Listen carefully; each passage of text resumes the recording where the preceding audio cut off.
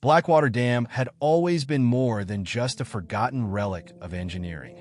Built in the late 1800s to control the swelling river, it was meant to bring prosperity to the nearby town of Black Hollow. Instead, it became a monument to fear, whispered about in taverns and hushed conversations between elders who refused to go near its moss-covered ruins. The air around the dam carried a weight, thick with the scent of damp stone and something else, something metallic, something wrong. Legends surrounded the structure like mist over the water. Some claimed they had seen lights flickering beneath the surface, glowing like lanterns from a drowned village. Others spoke of voices, guttural and wet, calling out names of the long dead. But the most chilling tale of all was that of the dam's breath, a sound that emerged on windless nights, a deep, rhythmic inhalation and exhalation, as if the dam itself were alive, waiting for something or someone. For years, the people of Black Hollow avoided the dam, choosing instead to let time and nature reclaim it. The steel gates were rusted shut, and the observation deck had collapsed decades ago. Yet, despite its supposed abandonment, the water level never seemed to change. Even in the driest summers, when the river shrank to a trickle, the reservoir behind the dam remained eerily full. It was as if the dam was not holding back water, but something far worse. Elias Carter had always been drawn to places others feared. A journalist with a penchant for the morbid, he had spent his career chasing forgotten stories, the kinds that sent shivers down the spine. When he first heard of Blackwater Dam and its macabre legends, he knew he had to see it for himself. He arrived in Black Hollow on a cold October evening, his car's headlights cutting through the swirling fog that clung to the town like ghostly fingers. The townsfolk were less than welcoming. At the diner, when he asked for directions to the dam, the waitress simply turned and walked away. An old man sitting at the counter muttered, "Some doors ain't meant to be opened," before shoveling a spoonful of soup into his mouth. Even the town sheriff, a grizzled man with deep lines on his face, warned Elias to stay away. "Ain't nothing good out there," he said, tightening the leather belt around his waist. "People go missing near that place. Always have." Elias, however, was not easily deterred. He had spent his life chasing darkness, and he was not about to let ghost stories stop him now. With a map of the region and a flashlight in hand, he set out toward the dam just as the sun dipped below the horizon. The road leading there was barely a path, overgrown with weeds and lined with trees that loomed overhead like skeletal sentinels. Each step closer made the air feel heavier, pressing against his skin like unseen hands. When he finally reached the dam, an unsettling silence surrounded him. No crickets, no rustling leaves, just stillness.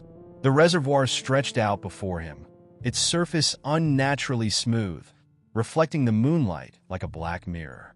The dam itself was a towering beast of stone and steel, covered in patches of lichen and dripping with moisture. And then he heard it, a deep, rattling sound. Inhale, exhale. It was distant at first, almost imperceptible, but as he stepped closer, it became undeniable. The dam was breathing. His rational mind fought against the idea it had to be the wind or maybe some trick of acoustics. But there was no wind, and the sound was too measured, too deliberate. Elias took a step onto the dam's cracked surface, his boots scraping against the old concrete. The moment his foot touched the stone, the breathing stopped. The silence that followed was worse. It was as if the entire landscape was holding its breath, waiting for his next move. Then, from somewhere deep within the dam's structure, came a sound that shattered the night. A wet, gurgling whisper that spoke his name. His blood ran cold. He turned, ready to flee, but his body wouldn't move. Something about the dam held him in place, as if unseen eyes were locked onto him, pinning him to the spot. And then, just as suddenly as it had begun, the sound ceased. The weight lifted. He staggered back, his breath coming in ragged gasps. He needed to leave. Now! As he turned and ran, the dam behind him loomed in the darkness, silent once more. But Elias knew what he had heard. The legends were true. Blackwater Dam was not just an abandoned structure. It was alive, and it had been waiting for him. Elias Carter, did not sleep that night. He sat in his dimly lit motel room, the thin curtains doing little to block out the fog that curled around the windows like grasping fingers. His mind replayed the sound over and over again. The breathing dam, the voice whispering his name. Every time he convinced himself it had been a trick of the wind, a perfectly rational phenomenon. A deep unease settled in his chest, reminding him that what he had experienced was something else. Something wrong. He scoured his notes, piecing together everything he had learned about Blackwater Dam before his arrival. The construction in the late 1800s had been plagued with issues. Workers disappearing, equipment failures, inexplicable accidents. The official records listed several deaths, most ruled as drownings or falls from the dam's precarious scaffolding. But the reports were vague, and the bodies that were recovered often came back different. Some were bloated beyond recognition, others missing fingers or eyes, as if something had gnawed at them in the depths. What bothered Elias the most was the gap in town records. In 1923, there was a sudden and complete absence of information regarding the dam for nearly 2 decades. No maintenance logs, no mentions in the local newspaper, nothing. It was as if the town had collectively agreed to pretend the dam no longer existed. Only in the 1940s did the records resume, referencing the structure as if it had always been there, untouched, undisturbed. Determined to find answers, Elias returned to the town library the next morning. The librarian, an elderly woman with sharp eyes, stiffened when he asked about the dam. "Some stories don't need to be retold," she said flatly, her fingers gripping the edge of her desk.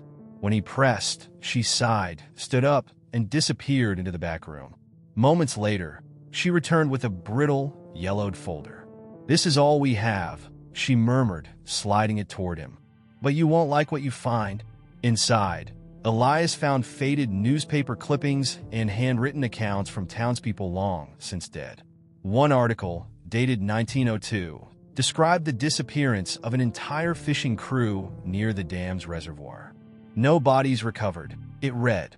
Another, from 1911, detailed the discovery of a house submerged at the bottom of the reservoir, fully intact. Furniture, paintings, even food on the table, as if the family inside had simply been erased. But it was the final document that sent a chill through Elias. It was a first-hand account from a man named Thomas Rourke, dated 1922. Rourke claimed that something lived beneath the water. Not a creature, not a ghost, but something ancient. Something that had been there long before the dam was built, before the town of Black Hollow even existed. He described waking in the middle of the night to see the water rippling as if something massive was shifting below the surface.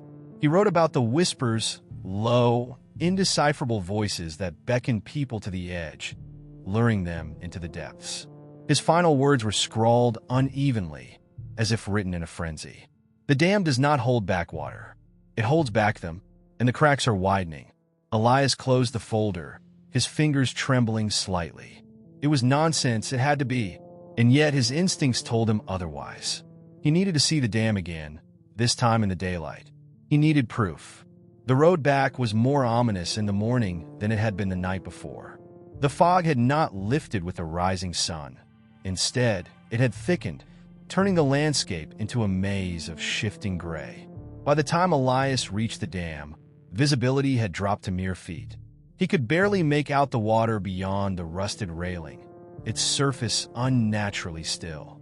Then he heard it, a faint splash, followed by a ripple that spread outward in slow, deliberate waves. He scanned the water, his breath hitching. Something was moving beneath the surface. He could see the distortion, the faint outline of a shape too large to be a fish. His pulse pounded in his ears as he took a step forward, gripping the railing. A voice, barely more than a breath, whispered behind him. "Elias." He spun around, but there was no one there. Just the fog, thick and impenetrable. But the whisper had been close, too close. He stumbled back, his foot slipping on the damp concrete. His heart thundered as he turned back toward the water, only to see that the ripples had vanished.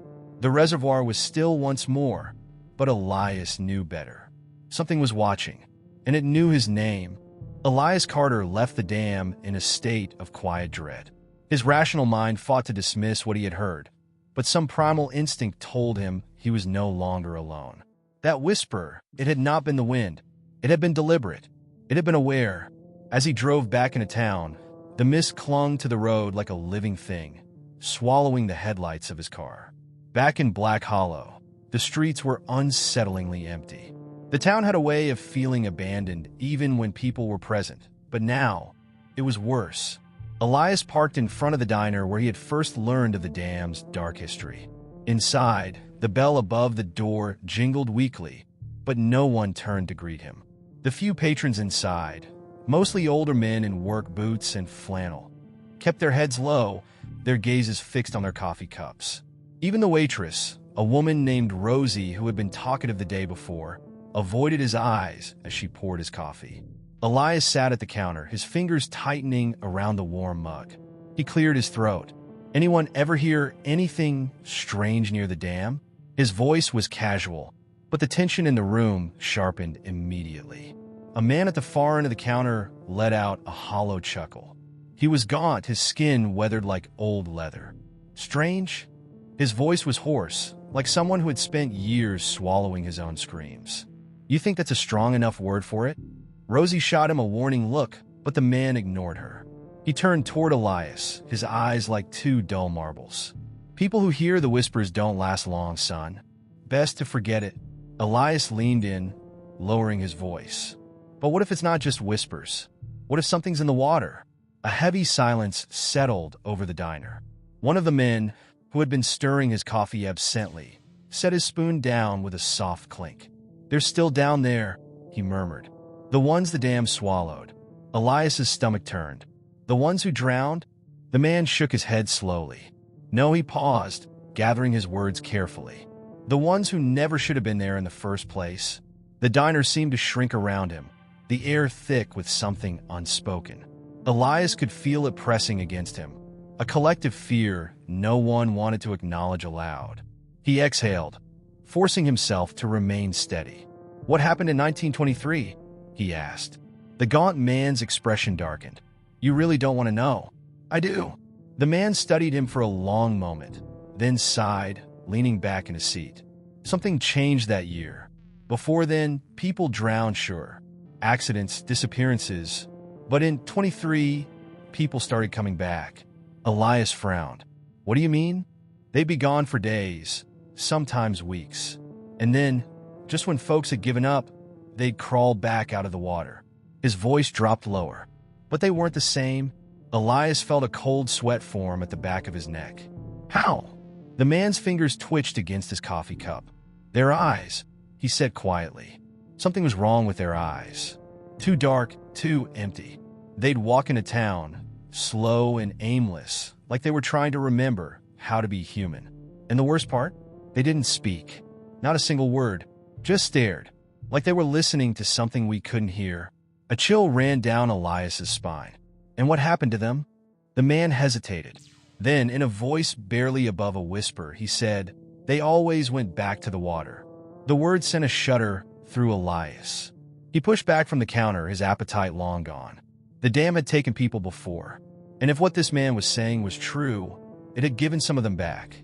But not as they were. Something was waiting beneath Blackwater Dam, and it was watching him. Elias couldn't shake the weight of the conversation at the diner. The image of drowned men crawling from the depths of Blackwater Dam, their empty eyes reflecting nothing but the abyss, clung to his thoughts. As he left the diner, the streets of Black Hollow felt even more lifeless, as if the town itself was holding its breath. Back in his motel room, Elias spread out his notes across the desk. His research had already uncovered the dam's construction in the early 1900s and the sudden flood that had buried the original town beneath its waters. But the story of people returning, that was something new. If true, it wasn't just a ghost story. It was something worse. Determined to find more evidence, Elias turned to the only source left, the town records. The Black Hollow Public Library was housed in an old brick building, its interior lined with dusty shelves and the scent of aging paper. The librarian, a frail woman with tired eyes, barely acknowledged him as he made his way toward the archives. The records were incomplete, many sections missing as if someone had deliberately removed pieces of history. But what remained told a story of unease. Newspaper clippings from 1923 spoke of unusual occurrences at the dam, strange figures seen at the water's edge. One article described a boy named Daniel Calloway, who had vanished near the dam for 5 days before turning up at his mother's doorstep in the dead of night, silent and soaking wet. Elias read on, his pulse quickening. The boy had been examined by doctors, who found no signs of injury, no memory of where he had been. But his mother swore something was different about him. He wouldn't eat, she had told the paper. Wouldn't speak. He just sat by the window, staring at the water. The most unsettling part came weeks later. Daniel Calloway had walked out of his home one night and never returned.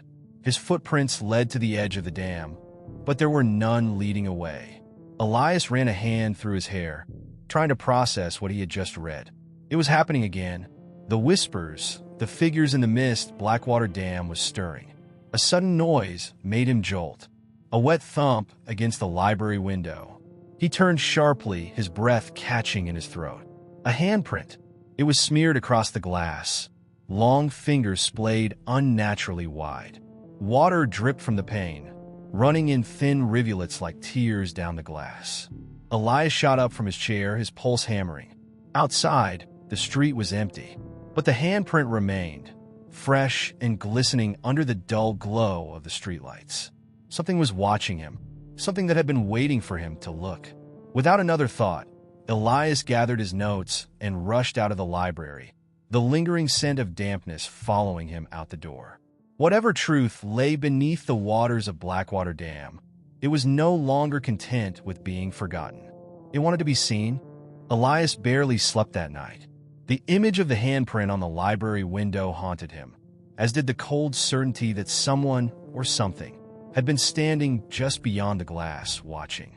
He told himself it was just a prank, maybe some local trying to scare him off. But deep down, he knew better. The dripping water, the strange silence of the town, the whispers at the dam, everything pointed to something lurking just beneath the surface, something patient. By morning, exhaustion pressed heavy on him, but determination burned brighter. If the people of Black Hollow wouldn't tell him the full truth, then he would find it himself. And that meant returning to the dam. The drive was suffocating. The mist was thicker than the night before, swirling in slow, deliberate patterns as if guiding him forward. When he arrived, the dam loomed before him, its concrete walls slick with moisture. The reservoir stretched beyond it, still and dark, an unbroken mirror that reflected only the gray sky above. Elias stepped closer to the edge, peering down into the depths. The water was motionless, yet something about it felt wrong.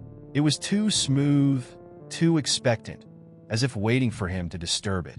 He swallowed hard. He had come here for answers, and answers rarely came without risk. A soft splash echoed from below. Elias froze, his breath catching. The sound hadn't come from the far side of the reservoir. It had come from directly beneath him. Slowly, he leaned forward, peering over the edge. The water rippled outward in slow, methodical circles, as if something had just submerged. The mist curled around the surface, and for a moment, there was only silence. Then he saw it, a face. It emerged slowly, just beneath the waterline, a pale, distorted visage, its eyes sunken and lifeless.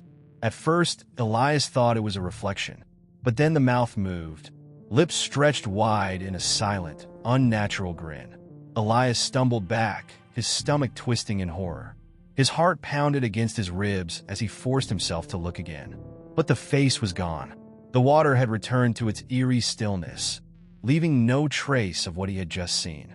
His mind screamed at him to leave, to run as far from Blackwater Dam as possible. But something about the way that thing had looked at him made his blood turn to ice. It wasn't just watching him. It recognized him, and that meant it was only a matter of time before it came looking for him again. Elias drove back to town with his hands clenched tight around the steering wheel, his mind replaying the image of the submerged face over and over. The way its mouth had twisted into that awful grin, the way its eyes had locked onto his. He had seen something real. No hallucination, no trick of the light. Something was in that water, and it knew him. By the time he reached the motel, the mist had thickened again, pressing against the windows like a living thing. The old neon sign flickered erratically, casting jittery shadows across the empty parking lot. The place felt different now, heavier, like the air itself carried a weight he hadn't noticed before. He locked the door behind him, as if it would make any difference. Spreading out his notes across the bed, Elias traced over what he had found so far. The dam's construction, the missing people, the stories of figures seen in the mist. And now, the impossible, something waiting beneath the water, something that had looked at him as if it remembered. He needed more. There had to be records, something buried in the town's history that would explain what he had seen. And there was one place he hadn't checked yet, the abandoned Calloway house. Elias had read about it in the old newspapers. Daniel Calloway, the boy who had disappeared and returned, only to vanish again. His mother had been the last person to see him. After that, the house had been left to rot at the edge of town, avoided even by the most hardened locals. If anyone had ever known the truth about Blackwater Dam, it had been the Calloways. The house sat on a lonely stretch of road just past the outskirts of town. Elias parked a short distance away and stepped out into the damp night air. The structure loomed before him, its windows gaping like empty eye sockets, its walls sagging under the weight of years of neglect. The front door was slightly ajar. He hesitated. The town's silence pressed in around him, thick and unnatural. It was the kind of silence that warned of something waiting just out of sight. But he had come too far to turn back now. Pushing the door open, Elias stepped inside. The air was heavy with the scent of damp wood and something faintly metallic. His flashlight beam flickered as he swept it across the dust-covered floor. Old furniture sat where it had been abandoned decades ago, the upholstery rotting away. Faded photographs still hung on the walls, their images warped by time. Then he heard it, a soft drip. It was coming from upstairs. Elias swallowed hard, every instinct screaming at him to leave. But instead, he moved forward, his steps careful and deliberate. The wooden stairs groaned beneath his weight as he climbed, the sound of dripping water growing louder. At the top of the landing, a single door stood slightly open. He reached out and nudged it wider. Inside, the room was empty except for a single chair facing the window. The air was colder here, and a thin layer of water coated the wooden floor, reflecting the dim light of his flashlight. And then he saw it. A figure was standing in the reflection. Elias's breath caught in his throat. The room itself was empty. No one was there.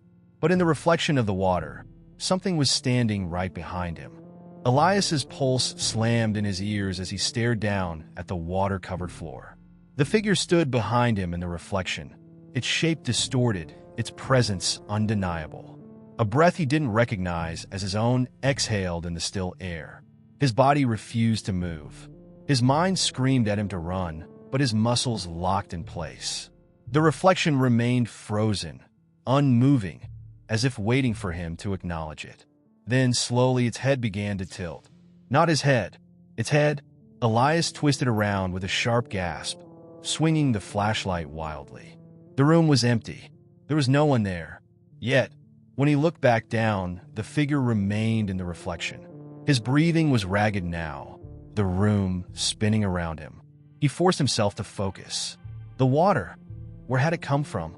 There were no pipes in this room, no leaks, nothing to explain why the floor was wet. Then a realization struck him. The water was cold. He could feel it now, seeping through his shoes, biting into his skin. It wasn't just cold, it was wrong. It smelled of earth and something stagnant, something ancient. It smelled like the dam. A slow, rhythmic sound echoed through the room. Drip, drip, drip. Elias followed the sound, his flashlight beam landing on the chair in front of the window. A small puddle was forming on the seat, as if water were dripping from above. But there was nothing there. No ceiling leak.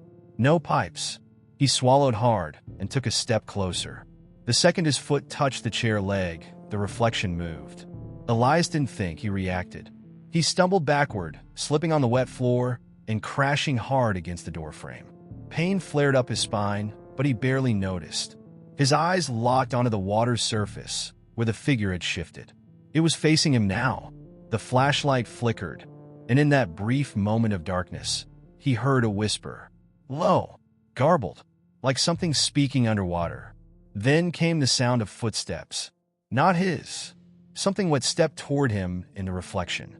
That was enough. Elias scrambled to his feet and bolted down the stairs, his breath coming in panicked gasps. The whole house felt like it was breathing, the walls expanding and contracting as if pushing him toward the exit. The second he hit the front porch, he turned back. The upstairs window, the one from the room he had just been in, was fogged over. And in the condensation, traced in long, dripping streaks, was a message.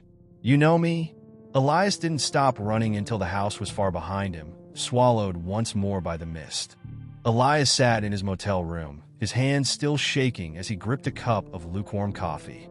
The fluorescent light overhead buzzed softly, grounding him in the present, but his mind kept dragging him back to the Calloway house, to the reflection, to the voice, to the message written in the fog. You know me. But he didn't, did he? The words gnawed at his thoughts, unraveling whatever illusion of logic he had clung to since arriving in Blackwater. He had spent years chasing folklore, dismantling myths, and exposing hoaxes. He had been certain there was always a rational explanation. But not this time. He reached for his notebook, flipping back through his research. The missing people, the legends, the stories about something lurking in the dam's waters. None of it had ever felt real until now. His own reflection had been rewritten, twisted into something he wasn't sure had ever been him at all. The motel room felt suffocating. He needed air. Stepping outside, Elias was met with the ever-present mist clinging to the town like a second skin. The air smelled damp, thick with something he couldn't name.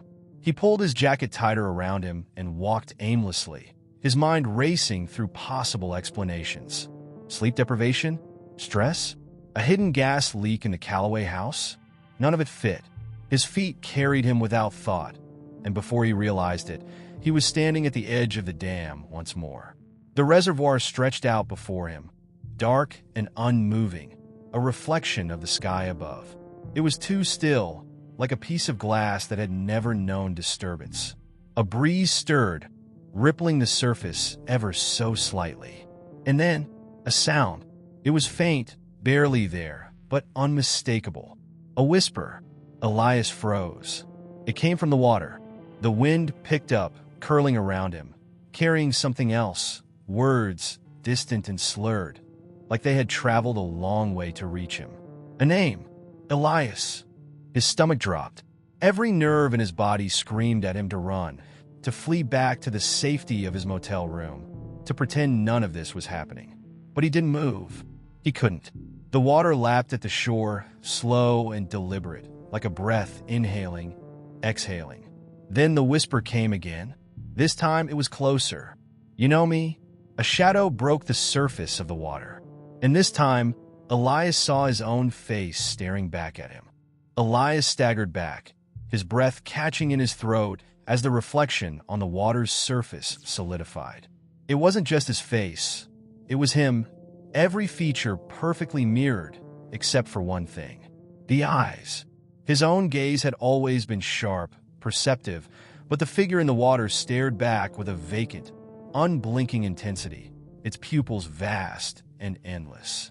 The longer he looked, the more he felt something gnawing at the edges of his mind, pulling, stretching, reaching for him. The whisper came again, curling around his ears like fingers pressing against his skull. You know me? Elias wanted to deny it, to reject the thing in the water, but his voice wouldn't come. He watched, paralyzed, as his reflection slowly parted its lips. A single drop of water dribbled from its mouth, hitting the surface below with a sound that seemed deafening in the quiet. Then it began to climb. The water should have rejected it, should have swallowed it whole. But instead, the figure pushed itself up, rising inch by inch, as if the reservoir itself was offering it passage. Its dripping hands clawed against the shore, dragging the rest of its body into the waking world.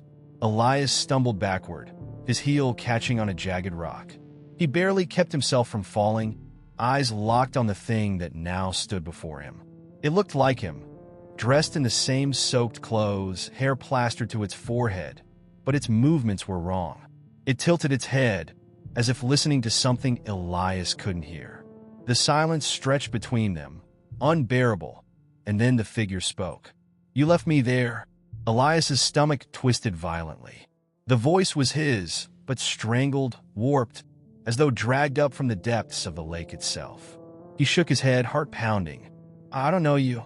The thing only smiled. "You will." The ground beneath Elias shifted. His foot sank, and when he looked down, the muddy earth had turned slick, pooling with water that hadn't been there before. His reflection no longer mirrored him. It mirrored the other him. And then, the first drop of water landed on his shoulder. He looked up, heart hammering. There was nothing but the mist curling in the air, thickening around him. But the sensation spread. More droplets, more weight pressing down on him, as though the sky itself had begun to leak. The reflection in the water grinned wider, impossibly wide. Then it lunged. Elias didn't scream. He couldn't. The moment the thing touched him, he felt the world invert, his body yanked downward, dragged toward the water as if gravity itself had flipped. And for the first time, Elias understood the stories. The dam didn't just hold water. It held them. Elias's chest constricted as the cold. What hands pulled him deeper into the water. The murky depths closed around him with suffocating pressure, and he fought against it, thrashing wildly. But it wasn't just the weight of the water holding him down. It was the pull of something ancient, something rooted in the depths of the reservoir. The surface above him was a distant blur, the dim light of the mist above barely reaching the dark, shifting waters below. Elias kicked, desperate for air, but the force dragging him down was relentless. His body fought the unnatural weight, his lungs burning as his thoughts scrambled, trying to make sense of what was happening. How was he here? Why was he here? Through the dimness of the water, he saw it again, the figure, the other Elias. It hovered just out of reach, its face a distorted, grotesque version of his own, its smile wide, knowing. "You belong to me now." The figure's voice echoed in his mind, distorted by the water's pressure. Elias felt his head begin to spin, his vision clouding at the edges as if something unseen was draining the life from him. Panic surged in his chest. He was going to drown. He could feel the weight of the water pushing him down, as though the entire reservoir was pressing against his body. And then, he understood. The water wasn't just water. It was alive. The realization hit him like a shock. The legends, the whispers he'd heard in Blackwater, the stories of those who had disappeared. All of it had been true. The dam was more than just a relic of a forgotten time. It was a prison, a place where something long buried had been awakened by the very thing Elias had come here to find. A flash of cold shot through him. A dark shape moved in the water, a shadow that wasn't his own. A twisted figure, familiar yet alien, lurking just beneath the surface. It was the other Elias, but it was no longer just a reflection. It had become something more. It was real.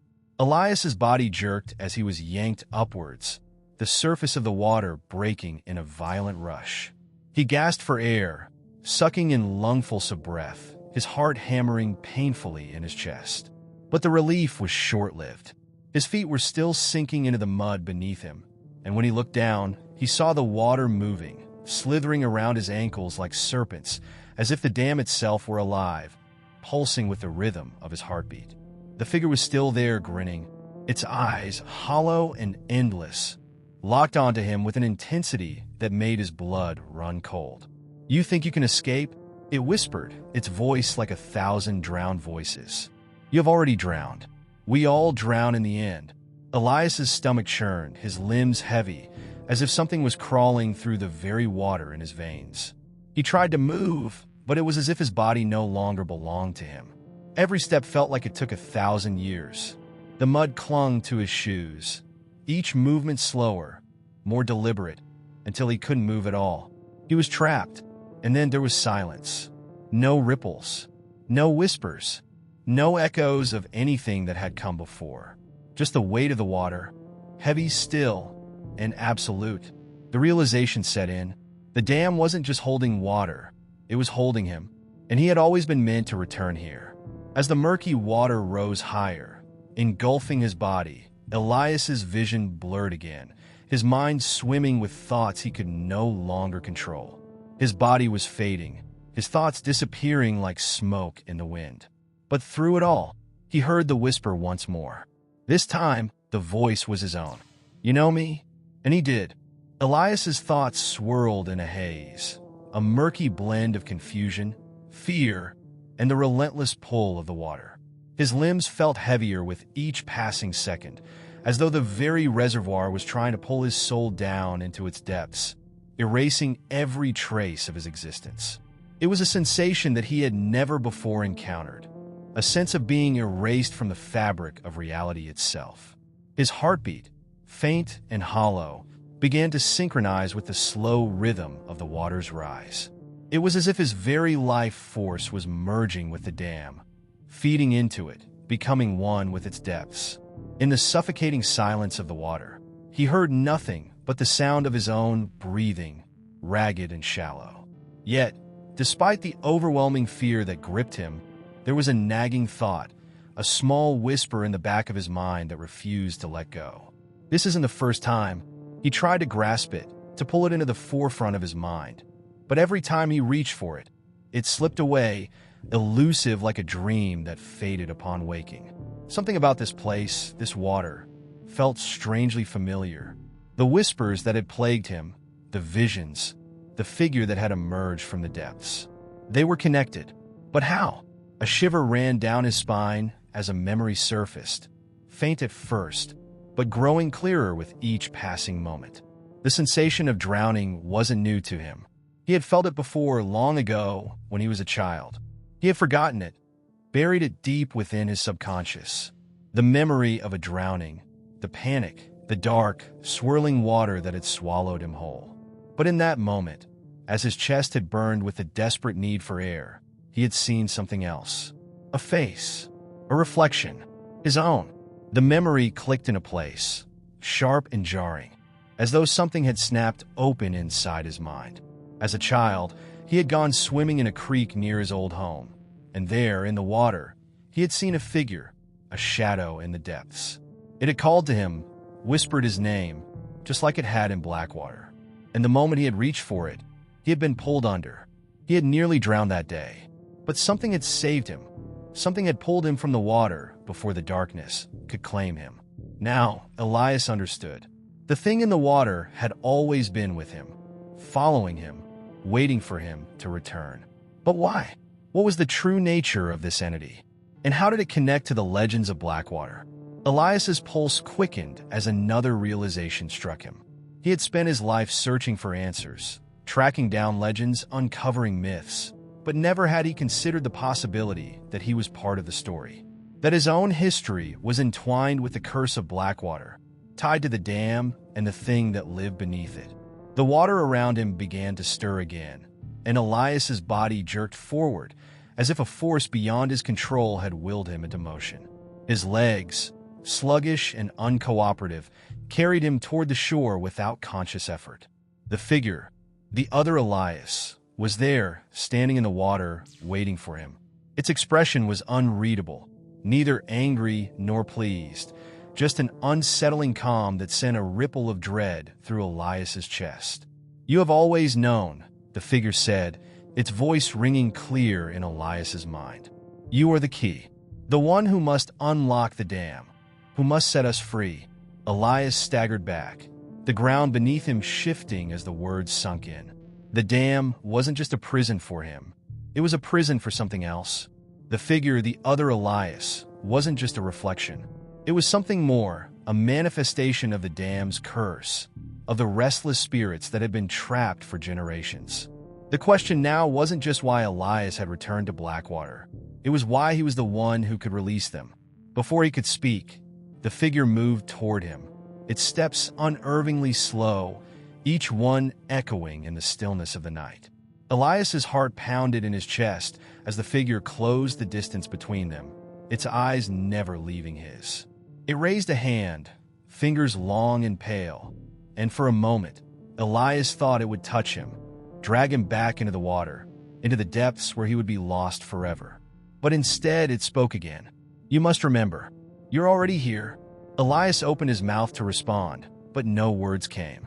His vision blurred, and the world around him began to fade. The sky above, the ground beneath his feet, all of it began to dissolve, as though he were standing at the edge of a dream. Then, with a final, deafening silence, the world went black, and Elias was left alone, submerged in the deep, dark water of the dam, with only the faint whispers of forgotten voices in the distance. Elias awoke with a start, his body drenched in cold sweat. His breath came in sharp gasps as he struggled to orient himself. The water that had once consumed him now felt like a distant memory, something he couldn't quite touch, yet it lingered at the edge of his consciousness, a ghost that would not leave. His body was no longer submerged in the depths of the dam, nor was he trapped in the grip of that strange figure. Instead, he was lying on the solid ground of what appeared to be an old, forgotten cabin deep within the woods surrounding Blackwater. For a moment, Elias was disoriented, unsure of how he had arrived here. His thoughts churned, and the air around him was thick with the scent of damp wood and mildew. The dark, oppressive feeling that had accompanied him in the reservoir was gone, but its aftertaste still clung to the edges of his mind. What had happened? Had the dam really claimed him? Or had it all been a dream? The pulse of the water, the whispering voices, the eerie reflection, it all felt too real to be imagined. The line between reality and nightmare had blurred beyond recognition. He stood slowly, his legs weak, and turned to survey the cabin. The place was old, as though it hadn't been inhabited in years. Cobwebs lined the corners, and the furniture was covered in dust, long untouched by human hands. There were no signs of life, no warmth, no comfort. The walls seemed to close in on him, as though the cabin itself was aware of his presence, watching him with an unspoken malice. Then he noticed something strange. On the wall, just above the fireplace, was a large framed photograph. It was an old black and white picture, its edges frayed with age. At first glance, it seemed like an ordinary family portrait, but Elias's heart skipped a beat when he recognized the faces staring back at him. It was him, a younger version of himself, standing beside a woman and two children. The people were unfamiliar to him, but the sense of déjà vu was overwhelming. His own eyes, the eyes of the boy in the photo, seemed to call out to him, pleading with him to remember. But how could he? Elias didn't know them. The memories of his childhood were fragmented, like pieces of a puzzle he could never quite put together. And yet, here they were, staring back at him from the past, as if they were waiting for him to wake up, to understand. He stepped closer to the photograph, his hand trembling as he reached out to touch the glass. The moment his fingers made contact, a sharp jolt of electricity shot through him, causing his entire body to stiffen. He gasped in pain, and the room seemed to warp and distort around him. A flood of memories surged forward, rushing into his mind with the intensity of a storm. He saw flashes of faces, of places, of moments long forgotten, all crashing together in an overwhelming blur. Suddenly, he remembered. The cabin, the woman, the children. He had been here before. He had lived here. The woman in the photo was his mother, and the children were his siblings. He had grown up in this very cabin, hidden away from the world. But that was before everything had changed. The realization hit him with the force of a tidal wave. The dam, the reservoir, the cursed water. It was all connected to his past. The legends of Blackwater were not just stories told to scare children. They were rooted in truth. This place, this dam, had always been a part of his family's history. And it was no coincidence that Elias had returned. He was not just an outsider investigating the mystery of Blackwater. He was intrinsically tied to it. The weight of this knowledge sank into his bones, pressing down on him with a suffocating force. His return had not been accidental. He had been called back.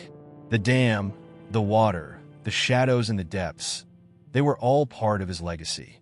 He could feel it now, a dark, twisted connection that ran through his blood, a line that stretched back to the very foundation of Blackwater itself. Elias staggered back, his mind reeling from the implications. The memories, his childhood, had been erased, buried deep within his subconscious, hidden from him for reasons he still didn't fully understand. But the dam had a way of drawing out those forgotten things. It had a way of forcing the truth to the surface, no matter how much he tried to resist it. And now, it had brought him back. The cabin seemed to close in on him, the walls pressing tighter, suffocating him with their weight. He couldn't breathe, couldn't think. All he could hear was the distant sound of rushing water, the dam's incessant hum echoing in his ears. He had to get out of here. He had to leave before the past swallowed him whole. But the door wouldn't budge. It was as though the cabin itself had sealed him in, trapping him in this twisted reflection of his own life. And then, as if from nowhere, a voice broke through the silence, familiar and cold. "You can't escape, Elias. Not anymore." The voice was his own, but it wasn't. It was a version of him, a darker, twisted version that had been waiting in the shadows. The thing in the water had known all along. It had known that Elias would remember. And now, there was no turning back. The night outside had fallen heavy, a blanket of oppressive darkness that seemed to suffocate the world. Elias's mind was a tumultuous storm of thoughts and images, each fragment cutting through his consciousness like jagged pieces of glass. The voice, his voice, still reverberated in his ears, taunting him, telling him that there was no escape. He had always known, deep down, that Blackwater and its dam had something to do with his past, but he hadn't realized how far the tendrils of his history stretched into the heart of this cursed place. The cabin, its walls closing in on him, seemed to pulse with an energy he could neither understand nor resist. The picture on the wall, the photograph of his family, mocked him from its frame, the eyes of his younger self peering at him with a mixture of sorrow and accusation. How had he forgotten all of this? Was it really possible to erase an entire life from memory? He had lived here, in this cabin, with his family, before the water swallowed everything, before the dam had taken them. But what had happened? How had everything unraveled? The realization that his life, his family, was entangled in the dark legend of Blackwater was a burden that threatened to crush him. He stumbled out of the cabin, his legs unsteady, his heart pounding in his chest. The woods around him were silent, eerily so, as if the forest itself was holding its breath, waiting for something. He could feel eyes on him, even though there was no one around. The trees loomed like silent sentinels, their twisted branches reaching out like gnarled fingers, trying to grab him, pull him back into the depths of the past. His feet carried him towards the dam, though he didn't consciously choose to go there. The draw of it was irresistible. He knew that if he was going to uncover the truth, he had to confront it directly. He had to understand what had happened at Blackwater. But he also knew that the dam was more than just a structure. It was a presence, an entity in its own right, and it had a way of bending time and memory to its will. As Elias made his way through the woods, the air grew colder, the shadows longer. He wasn't sure how much time had passed since he had left the cabin, but the night seemed endless. Every step he took brought him closer to the dam, yet also deeper into the web of his past. The voices, whispers at first, began to rise again, faint and distant, like echoes from another time. He couldn't make out the words, but they were there, swirling around him, drawing him in. By the time he reached the dam's edge, his mind was a cacophony of conflicting thoughts and emotions. He stood on the precipice, staring down at the dark, still water below. The reservoir lay like a mirror, its surface untouched by wind or time, as if frozen in some kind of suspended animation. The place was deathly quiet, save for the soft creaking of the dam itself, an ancient sound that seemed to reverberate through the very ground beneath his feet. This was the heart of the curse, the source of everything. The moon hung low in the sky, casting a pale light over the water's surface, and for a moment, Elias saw something that made his blood run cold. A figure stood in the middle of the reservoir, waist deep in the water, its silhouette illuminated by the moon. It was him, or at least it looked like him, a twisted version of himself. eyes hollow and empty, staring out of the darkness. His stomach churned, the realization dawning on him. The figure was not just a reflection. It was something else, something born from the dam itself. Suddenly, the voice returned, louder now, echoing through the night like a chant. "Come closer, Elias. You've always known this would be your fate." He couldn't move. His feet were glued to the earth, his body frozen in place. It was as though the dam had a power over him, pulling him into its depths with every breath he took. The figure in the water beckoned, its arms outstretched, waiting.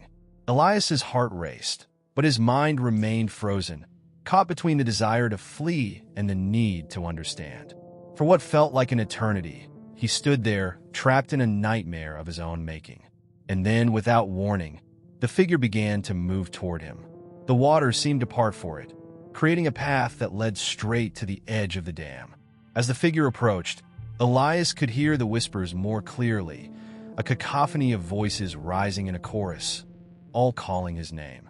They were the voices of his family, of the people who had disappeared long ago. They were lost to the dam, taken by its unholy hunger, and now their souls were trapped within its waters. Elias wanted to turn and run, but he couldn't. The figure reached the shore and stepped onto dry land, its gaze never leaving him. It was him, or was it? The resemblance was undeniable, yet everything about the figure was wrong. Its skin was pale, almost translucent, and its eyes were black holes, empty and soulless. It reached out with a skeletal hand, and Elias felt an overwhelming sense of dread wash over him. The figure spoke, its voice a distorted version of his own, low and guttural. "You can't escape, Elias. You never will." The words sent a chill through him, and for a moment, he could feel the dam's power seep into his very bones. It was not just a structure. It was a living thing, a malevolent force that fed on the souls of those who had come too close. And now, it had claimed him. With a desperate cry, Elias took a step back, finally breaking free from the grip of the dam. But the figure did not move, its presence lingering in the air like a foul, suffocating fog.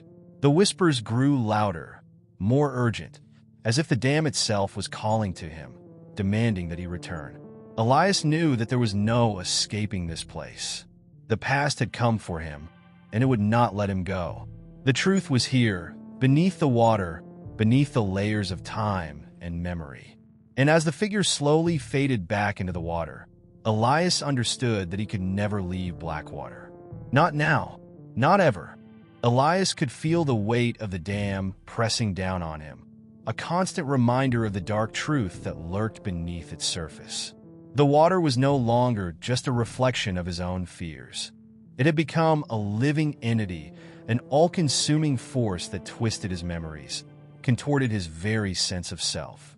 Every time he tried to push away the images, the sounds, they would return, stronger and more vivid than before. The whispers that had once been faint, distant calls were now urgent, all-encompassing, as if the very air around him was thick with voices pleading for release. The figure, the distorted version of himself, had vanished beneath the water, leaving behind a suffocating silence. But even in the absence of its form, Elias could feel its presence. It was as though it had become part of him, tangled in his mind, its existence inseparable from his own. He couldn't shake the feeling that he had seen that twisted reflection before, that this wasn't just a chance encounter, but a direct link to something far deeper, far older than he had imagined. The past was no longer just a collection of memories. It was a living, breathing nightmare, one that he was now trapped inside. The water surface remained unnaturally still, as if the reservoir itself were holding its breath, waiting for something. The sense of foreboding had grown unbearable, each second spent at the edge of the dam, bringing with it a suffocating anxiety. Elias knew that the only way to understand what had happened was to confront the very heart of the dam, to delve into the memories that it had stolen from him. But even as the thought formed in his mind, he felt the dread clawing at him, a fear so deep it threatened to tear him apart. Could he truly face whatever horrors awaited him there? Or was he already lost to the dam, a mere pawn in its insidious game? Forcing himself to take a step forward, Elias found that his feet felt heavier than ever before. Each movement seemed to require an immense effort, as though the ground itself was trying to drag him down into the depths. The forest around him had grown unnervingly still. The usual sounds of wildlife were absent, replaced by the constant hum of the dam's machinery, a low, throbbing noise that reverberated through the ground beneath him. It was the pulse of the place, a constant reminder of the dark energy that it emanated. The dam had always been a source of power, but now Elias could feel that power taking on a malevolent edge, feeding off his fear, growing stronger with every breath he took. As he approached the dam's base, the air grew colder, a biting chill that seemed to seep into his very bones. The towering structure loomed before him, its presence overwhelming, its walls covered in a thick layer of moss and decay. The smell of rust and dampness filled his nostrils, a pungent reminder of the years of neglect that had marked this place. The dam was not just a relic of the past. It was a monument to something far darker, a silent witness to the horrors that had unfolded here. He could feel it now, the weight of the secrets buried within its stone walls, the knowledge that the answers he sought lay somewhere beneath the surface, waiting to be uncovered. Elias's hand trembled as he reached out to touch the cold, jagged stone of the dam. The moment his fingers made contact, a surge of energy shot through him, a violent jolt that sent shockwaves through his body. It was as though the dam had come alive, its ancient power coursing through his veins, awakening memories he had long buried. The flashes were sudden, disorienting. He saw glimpses of his childhood, moments that had once seemed so distant, now flooding his mind with horrifying clarity. His family, his parents, his younger sister, standing by the dam, smiling, unaware of the terror that lurked just beneath the surface. It was as if the dam had consumed their lives, taking them in a way that time alone could not explain. But then, the flashes grew darker. He saw the water rising, the dam's gates opening, unleashing a torrent of destruction. The flood that had claimed everything. The screams of his family, the desperate cries for help, the sound of their voices muffled by the rising tide. And then, the dam had taken them. The water had swallowed them whole, leaving only silence in its wake. It was a memory so vivid, so real, that Elias felt as if he could hear their voices, see their faces, feel their loss all over again. The flood had not just destroyed his family, it had destroyed him as well. The dam had not only claimed their lives, but it had also erased his memory, stolen his very identity. The Elias that stood here now was not the same as the boy who had once lived in Blackwater. He was a shadow, a hollow version of the person he had been. The dam had warped his past, distorted his sense of self, until there was nothing left but a fractured, fragmented soul. He had come here seeking answers, but all he had found was a deeper confusion, a greater sense of dread. The more he uncovered, the less he understood. And then, as he stood there, staring into the depths of the water, he realized something that made his blood run cold. The dam had not taken everything. There was still something left, something buried beneath the surface, something waiting to be unearthed. He had felt it earlier, that strange connection, that pull toward the water. He had been drawn here, not just by the need for answers, but by a deeper, more insidious force. The dam was calling to him, and he could no longer deny it. He wasn't just a victim of the flood. He was part of it, part of the curse that had plagued Blackwater for generations. The dam had shaped his life, molded his very existence into something twisted, something dark. The secrets of the past had always been within him, lurking just beneath the surface of his consciousness, waiting for the right moment to emerge. And now, that moment had come. The truth was within reach, but Elias feared what it might cost him to uncover it. As the night pressed in around him, Elias knew that there was no turning back. The dam had claimed him, body and soul, and he would either face it or be consumed by it. Whatever secrets lay buried beneath the water, whatever truths had been locked away for so long, he would uncover them. There was no escaping his past now. The dam had already claimed him, and soon he would have no choice but to confront its darkness head-on. The next morning, Elias stood before the dam once again. The looming structure before him now felt like something more than just a relic of history. It was an oppressive force, a behemoth that seemed to pulse with an ancient energy, as though it had been waiting for this moment, the moment when its secrets would be revealed. The sunlight barely pierced through the dense fog that hung around the edges of the reservoir, casting an eerie, almost unnatural light on the dam's worn walls. Elias knew that this was where everything would converge. The path ahead, the one leading deeper into the heart of the dam, would not only lead him to the answers he sought, but would also lead him to an inescapable truth. The whispers were louder now, more distinct. Every step he took seemed to amplify them, as though the walls themselves were vibrating with the voices of the past. He could almost hear them calling to him, beckoning him to step closer, to listen more intently.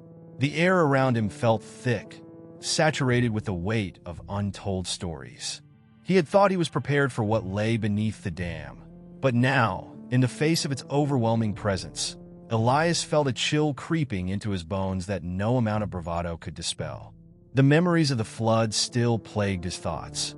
They twisted and churned like a nightmare that he couldn't wake up from.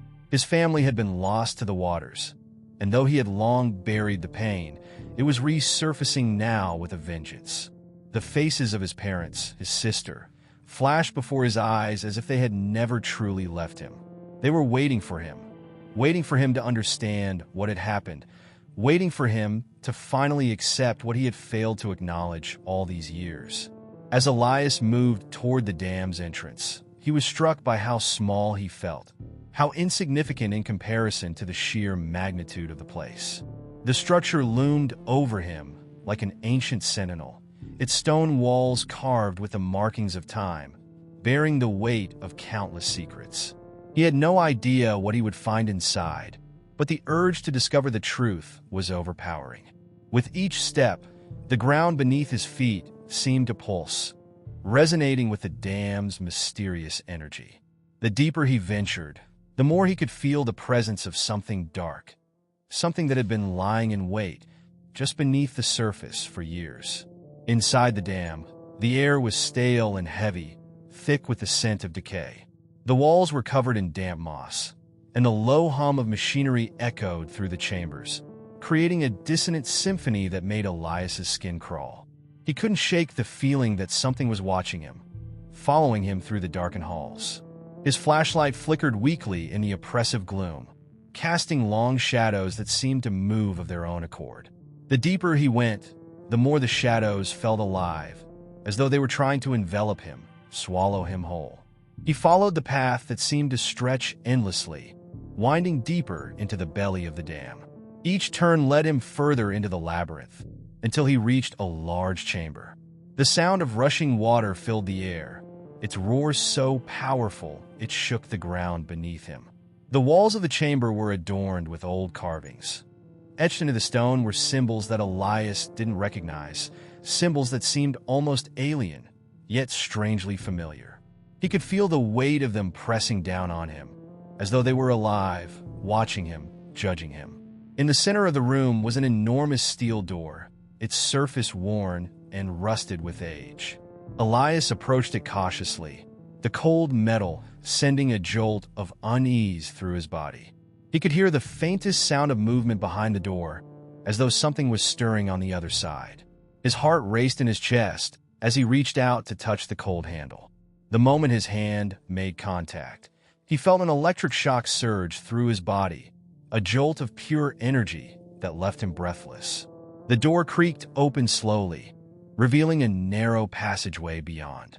The air in the passage was thick with the scent of stale water and damp earth, and as Elias stepped forward, he could hear a low, almost imperceptible murmur emanating from the walls. The passage seemed to stretch forever, the walls closing in on him with every step. The sound of rushing water grew louder, almost deafening, as though the dam itself was alive, its pulse growing stronger with every breath he took. At the end of the passage, he found another door, this one even more ancient and weathered than the first. The markings on it were almost indecipherable, worn away by time. Yet something about it seemed different. It felt like the final threshold, the point of no return. Elias reached out, his hand trembling as he touched the door, and as he did, he felt a surge of recognition. This was it, the final door. Beyond it lay the answers he had sought, the truth he had been running from. With a deep breath, Elias pushed the door open. What lay beyond it was not what he had expected. Instead of another dark passage, he found himself in a vast, cavernous chamber.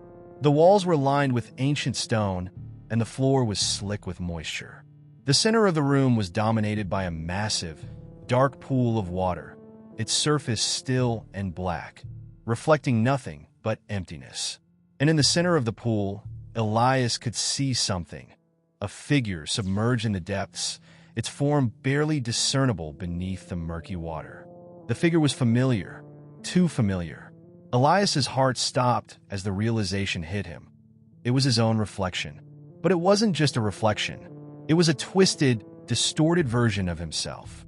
His eyes were hollow, dark pits that seemed to stare back at him with an otherworldly hunger.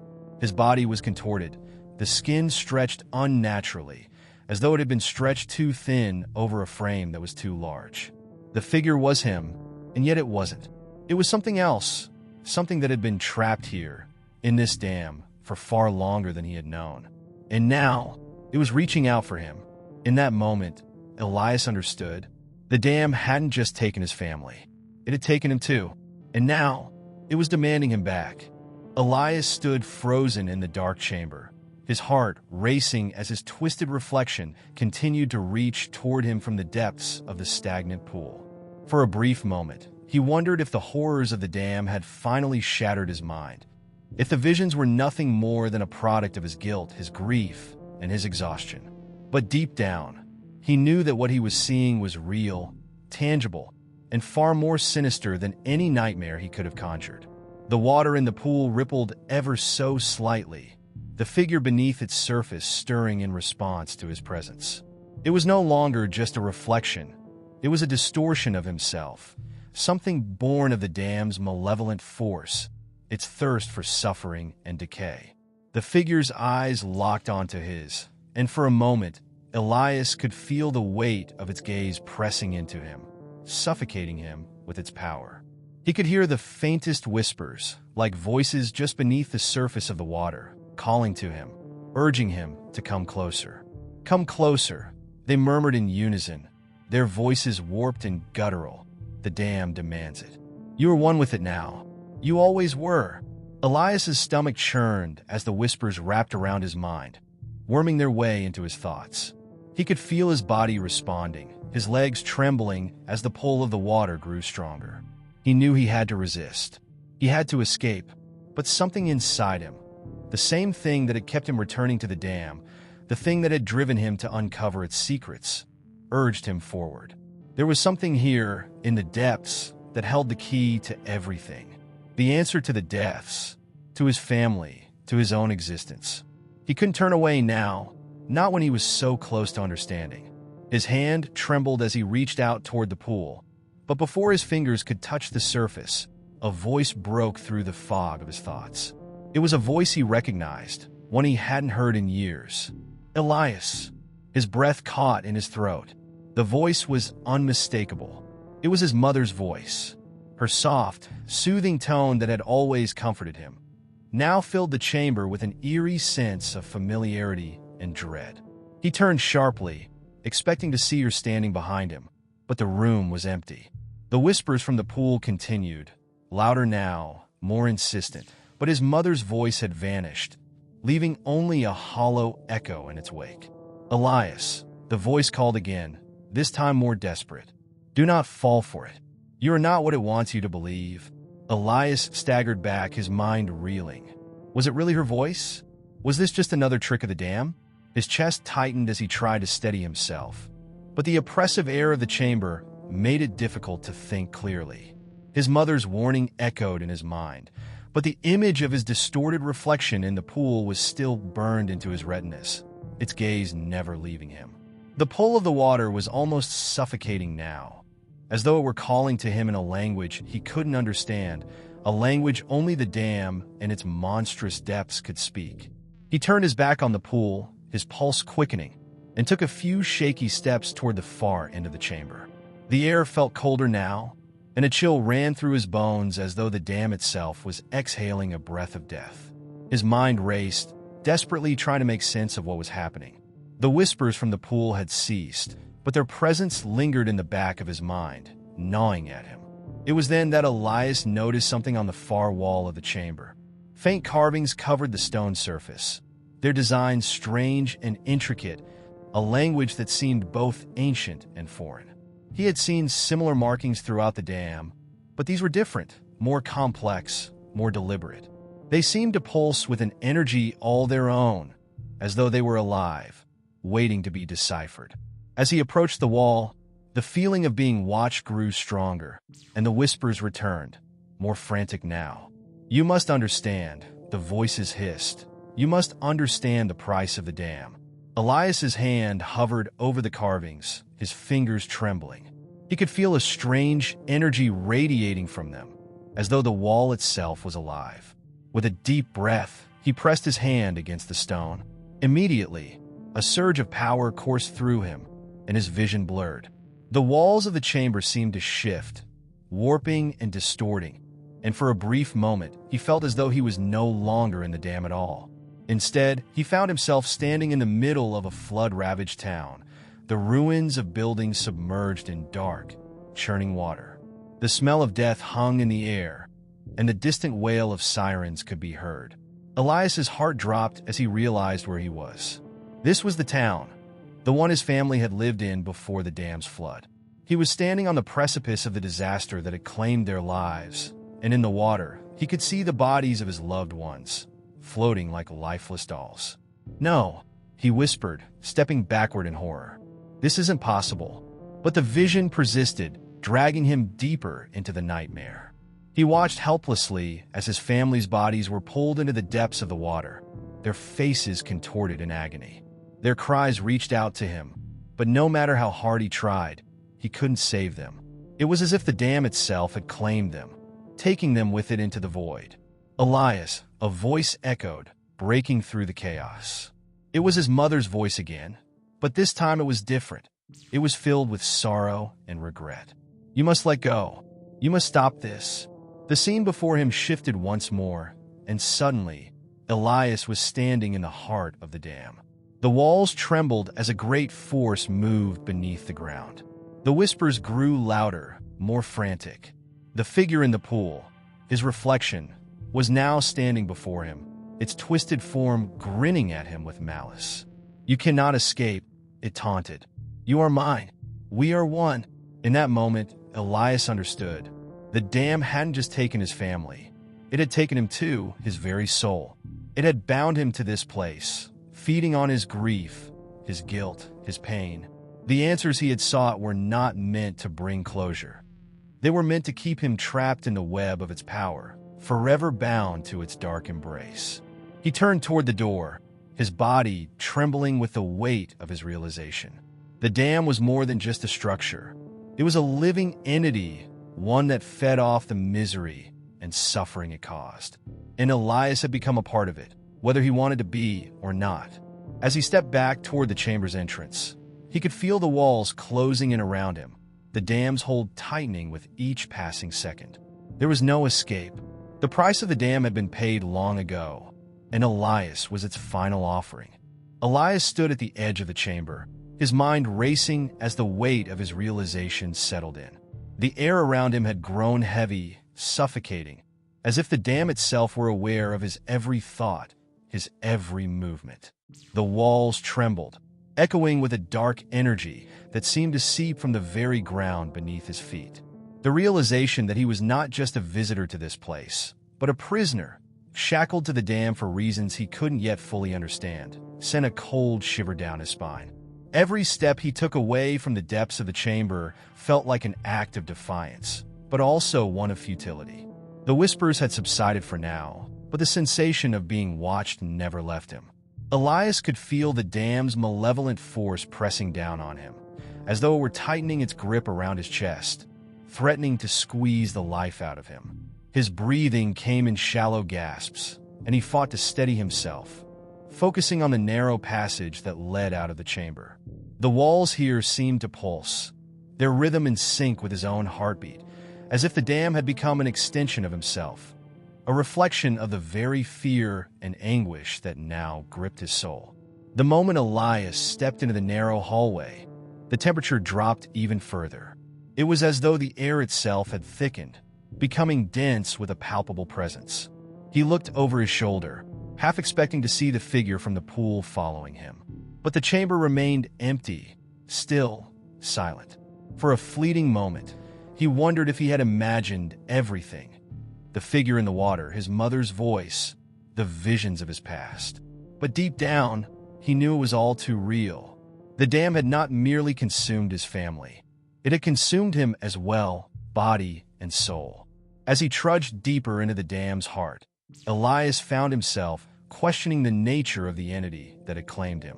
What was this force that had wrapped its tendrils around the town, around his life?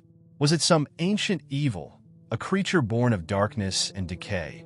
Or was it something more insidious, a force that fed on human suffering, on the loss of loved ones, on the destruction of dreams? What did it want from him? What was its purpose? The questions swirled in his mind, but there were no answers, only the oppressive silence that filled the air. His footsteps echoed off the stone walls as he continued down the hallway, the dim light of his flashlight illuminating the jagged edges of the walls. The faint smell of mildew and decay hung in the air, a constant reminder of the dam's long-forgotten purpose. The deeper he went, the more the weight of the place pressed upon him, suffocating him with its darkness. It was as if the dam were alive, breathing in the misery and fear it had created, exhaling them back into the world in a never-ending cycle of torment. It wasn't long before Elias came to another chamber, larger than the last, its ceiling towering above him in an oppressive, cavernous expanse. At the center of the room was an enormous wheel, its rusted metal framework standing as a silent monument to the dam's once great purpose. He could see the faint glimmer of water seeping through the cracks in the floor, pooling around the base of the wheel. It was a sight both beautiful and terrifying, a reminder of the dam's former life as a lifeline to the town, and now, a cruel instrument of death. He approached the wheel cautiously, drawn to it despite his better judgment. The closer he got, the stronger the feeling of unease grew. It was as if the wheel held the key to the dam's power, its energy pulsing through the air, vibrating beneath his feet. There was something about it, something ancient and primal that spoke to him on a level he couldn't comprehend. His fingers itched to touch the metal, to understand its secrets, but a voice, his mother's voice, warned him against it. "Elias, no," she whispered, her voice faint but clear. "Don't touch it. You don't know what it will do." He froze, his hand hovering just inches above the wheel. For a moment, the room seemed to spin around him, the walls closing in, the air thick with the presence of something unseen, something malevolent. The wheel creaked, as if responding to his touch, and a low hum filled the room, reverberating through the walls. Elias recoiled, stepping back quickly, his breath coming in quick, shallow gasps. The hum grew louder, more insistent, and for a moment, Elias felt as though the dam itself was coming to life, waking from a long slumber. The walls shook, and the ground beneath his feet trembled. He could hear the faintest of whispers once more, this time louder and more frantic, as if they were trying to communicate something to him. His mind raced, desperate for any clue that might help him understand what was happening, what had happened to the dam, and why it had chosen him. And then, as if on cue, the wheel began to turn. It was slow at first, a grinding mechanical sound that sent chills down Elias's spine. But then, with a sudden jolt, the wheel spun faster, the movement jerky and unnatural. The water at its base began to churn, swirling in a vortex that seemed to pull at the very air around him. Elias stumbled back, his pulse racing, fear creeping up his spine. He could feel the dam's power, its hunger, and it was all focused on him. He was not just a witness to its horrors. He was a part of them, a catalyst for the dam's twisted existence. The room darkened, the shadows growing longer, deeper. The whispers were no longer just voices. They were screams, the anguished cries of the dam's past victims, echoing in the chamber. Elias could see their faces now, twisted in agony, their hands reaching out from the swirling water, their eyes pleading for release. He could feel their pain, their suffering, as if it were his own. The dam had fed on their souls, and now it was feeding on his. Elias knew then that there was no escape. The dam had claimed him, body and soul. It had woven its dark threads through his very being, and now it would consume him completely. The reckoning had come, and he was its final sacrifice. As the wheel continued to spin, faster and faster, the water rose, the room growing darker with each passing second. Elias's heart pounded in his chest, the weight of his fate pressing down on him with crushing force. The dam had always been more than just a structure. It was a living, breathing entity, and now it was awake. And as its hunger grew, Elias realized with a sickening certainty that he had been the key all along, the final piece of its twisted puzzle. The dam's reckoning was upon him, and there would be no mercy. The room was drenched in darkness, save for the faint flickering light from the dying lantern in Elias's trembling hand. His chest heaved with each breath, the fear that had taken root in his heart now growing into something deeper, something far more primal. He couldn't tell whether the weight pressing down on him was the dam itself, or if it was the sheer force of the realization that had just consumed him. There would be no escape from this nightmare. The dam, this cursed structure, had finally revealed its true nature to him, and it was as old as the earth itself. What began as a symbol of progress, a triumph of human ingenuity, had turned into a tomb for souls lost in time. Elias staggered back from the now-churning wheel, his mind swirling with questions. He had thought he understood the history of this dam, the story of its construction, the tragedies that had followed, the rumors of it being cursed. But now, in the heart of this forsaken place, he realized that those were merely surface-level truths, mere fragments of a much darker reality. The dam was not just a structure, not just a monument to forgotten promises. It was a living entity, a monstrous thing whose hunger could never be satisfied. The souls of those who had perished here, whose lives had been swallowed by the dam's inexorable pull, were still trapped in its depths, their suffering feeding its insatiable thirst. And Elias, like all those before him, had become part of its twisted cycle. His pulse quickened as the wheel continued to turn, the sounds of metal grinding against stone now louder than before. The water beneath it surged, as though something was pushing it, forcing it to rise higher and higher. There was no telling what would happen if the wheel completed its motion, whether the dam would release its grip on this town and finally let the waters run free, or if it would pull them all deeper into its grasp, dragging everything down into the abyss. And what was his role in all of this? Had he, too, become a pawn in the dam's endless game? He thought back to the dreams he'd had, the strange pull of the waters, the whispers in his mind. Had he been marked from the beginning, drawn here by forces beyond his understanding? But there was one thing Elias was certain of. He was not the first to come here with hopes of uncovering the dam's secrets, and he would not be the last. The dam's grip extended far beyond the physical, beyond the walls of this decaying structure. It was an idea, an echo, reverberating through time, calling out to anyone who dared to listen. And it wasn't just the souls of those who had died here. It was the town, its very essence, tied to the dam's existence. The people who had come and gone, the generations who had lived in its shadow, had all been influenced by it. The dam had not merely claimed lives. It had claimed the town itself, its spirit, its future. As Elias's thoughts spiraled, the whispers from the darkened corners of the room grew louder, more distinct. They were no longer just disembodied voices but seemed to come from everywhere, as if the walls themselves were speaking. He could hear the dam's victims, their words now clear. It's too late to save us. It's too late to save you. A tremor ran through the ground beneath his feet, and the water, which had been slowly rising, began to swell violently. It surged around the edges of the wheel, the currents becoming erratic and wild, as if some unseen force was driving them. The floor beneath him groaned in protest, as though the dam was coming to life, its ancient machinery waking from centuries of dormancy. The temperature in the room plummeted, and Elias could feel the unmistakable presence of something watching him. It was no longer just the dam. It was the dam's consciousness, its malevolent will, a sentient force that had been lying dormant, waiting for the right moment to reveal itself.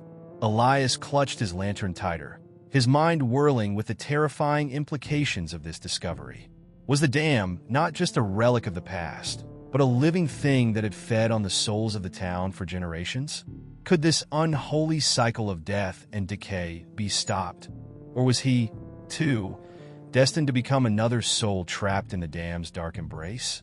The walls of the chamber began to pulse, their rhythmic beat matching the pounding of his heart. It was as though the dam itself was trying to communicate, speaking to him through vibrations through the very air. The whispers intensified, now twisting and contorting into maddening laughter. Elias could hear them distinctly now, their words echoing in his mind. "You are part of us now, Elias. You belong to us."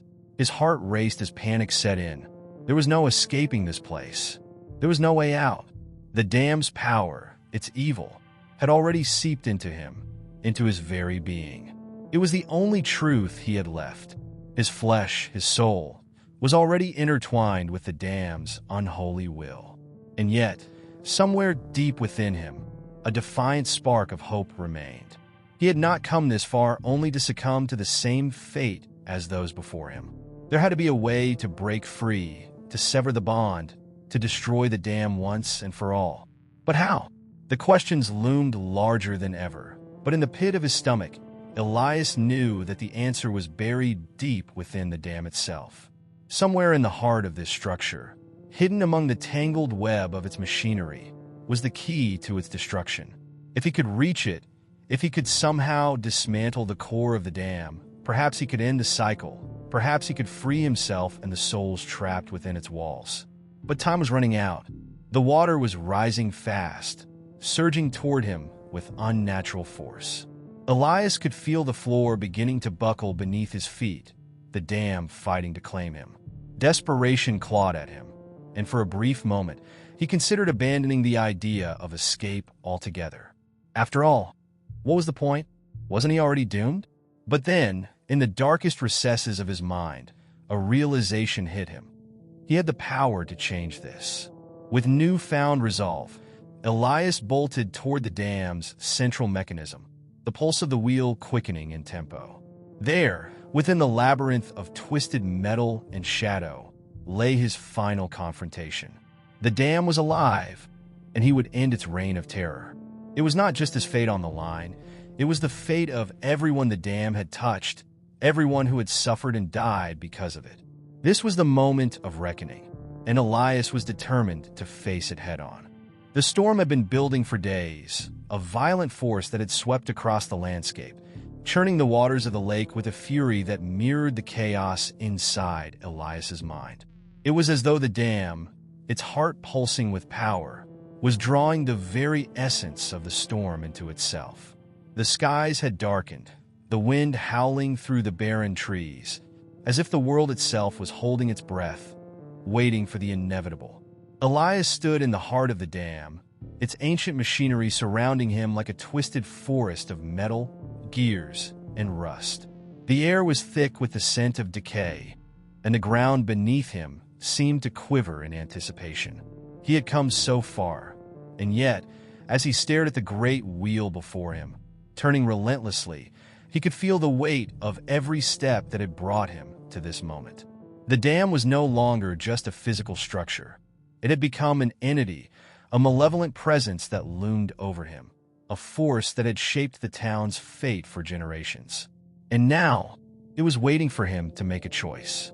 Elias could feel the eyes of the dam upon him, its influence seeping into his thoughts, tempting him with promises of power, of peace. "You have the strength to command this place," the voice whispered, faint but unmistakable. "You can become one with it, rule over the town, and restore what was lost." The words wrapped around him like a velvet chain, pulling him closer to the wheel, urging him to step forward and embrace the dam's twisted offer. But something inside him recoiled, a deep, gnawing sense of horror that refused to be silenced. For all the darkness that the dam had fed on, Elias knew there was something far more powerful than the corruption it offered, something that had been growing inside him since his arrival. It was a flicker of defiance, a spark of resistance that had not been extinguished despite everything he had learned, despite the horrors he had witnessed. The dam had taken so much from this town, from the people who had lived and died under its shadow. But it had not taken him entirely. Elias still had a choice. He remembered the faces of the townspeople, their haunted eyes and whispers of their lost loved ones, the ones who had perished in the dam's creation, the ones whose spirits still lingered in the depths. "You are not the first," the voice echoed again. "There were others before you, others who tried to defy me, who sought to destroy me. They failed, and you will fail too." The threat was clear, the dam's power undeniable. It was as though the very fabric of time itself had been twisted around this place, making the struggle against it seem futile. But Elias did not flinch. He had seen too much, learned too much to let fear take hold of him now.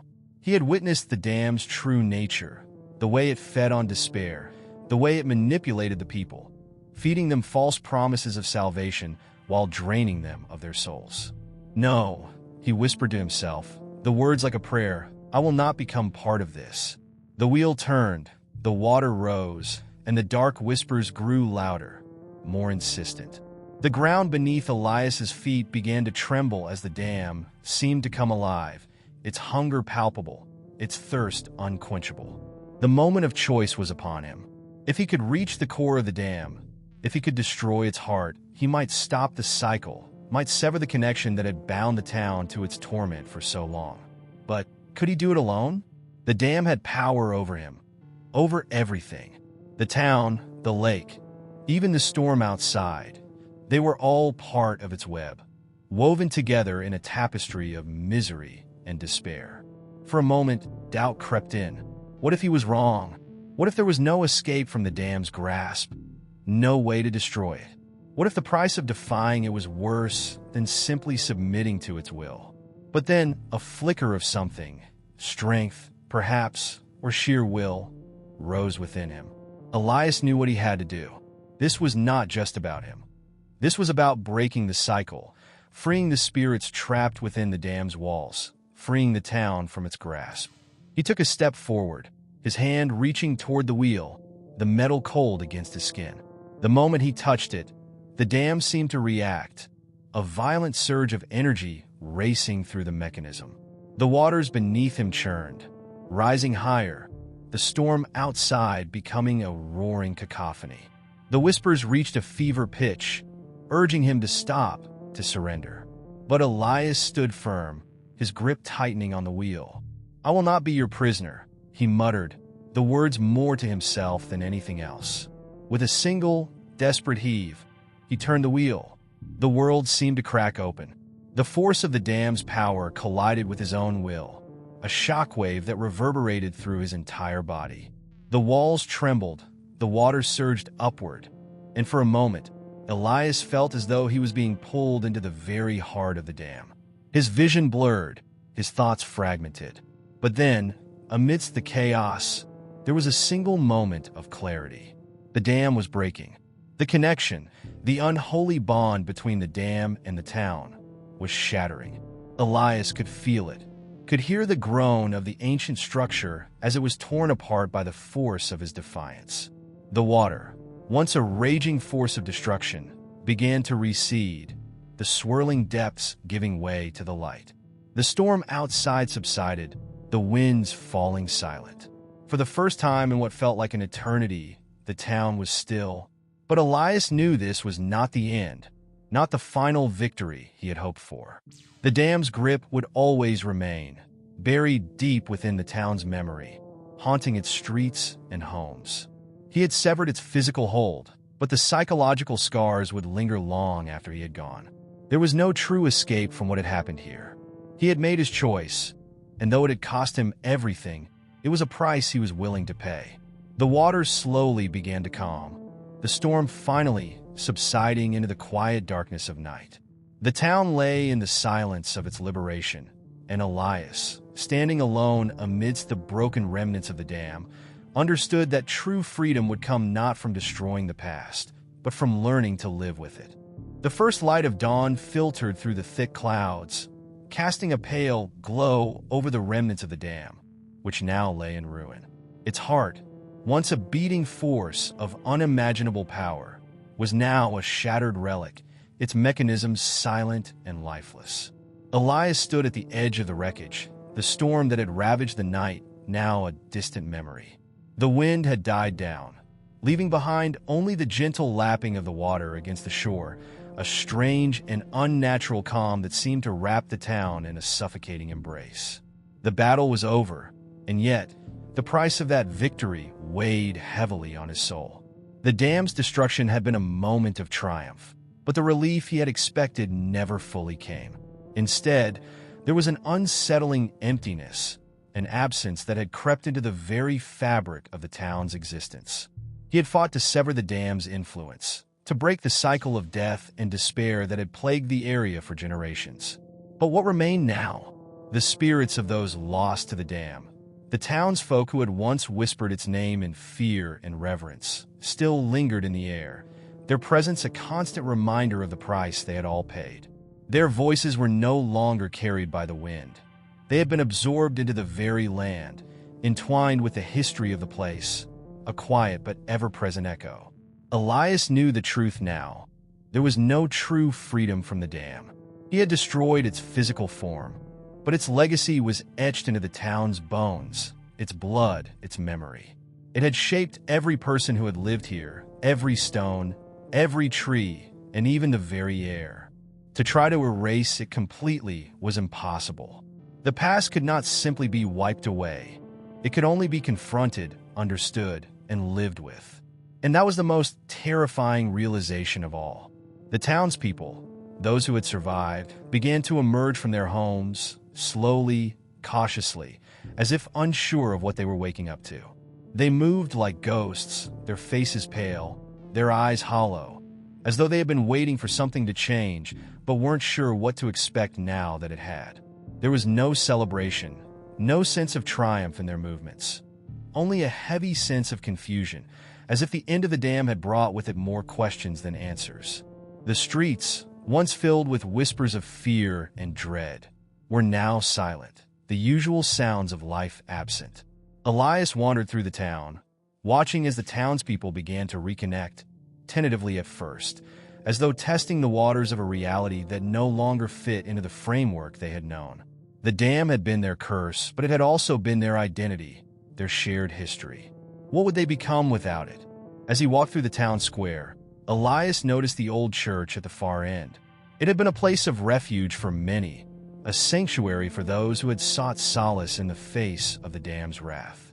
But now, it seemed almost hollow, its stained glass windows cracked, its doors slightly ajar. The weight of the past hung in the air, as if the building itself was holding its breath, waiting for the town to make sense of what had happened. Elias stood before it for a long moment, wondering if he, too, would ever find peace. In the distance, the lake lay still, its surface reflecting the gray sky. The water, once a symbol of the dam's power, now seemed tranquil, almost unnervingly so. There was no movement, no life. The fish that had once thrived in its depths had long been killed by the polluted waters, and the birds that had nested along its shores were nowhere to be seen. Even nature had been tainted by the dam's influence. Elias couldn't help but wonder how long it would take for the lake, the land, and the town to heal, or if they ever truly would. The realization hit him like a wave. The dam's destruction had not been the end, but merely a new beginning. The town was free from the dam's physical grip, but it was not yet free from its psychological hold. The trauma, the loss, the manipulation, it had all left scars too deep to be erased. The townspeople were free, yes, but in a way, they were also prisoners of the memories that would forever be tied to this place.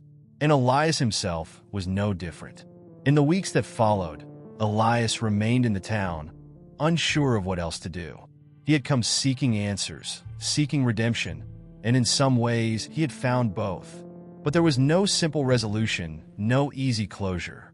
The echoes of the dam's influence remained, woven into the fabric of the town's existence. He watched as the people tried to rebuild, but the process was slow, fraught with uncertainty.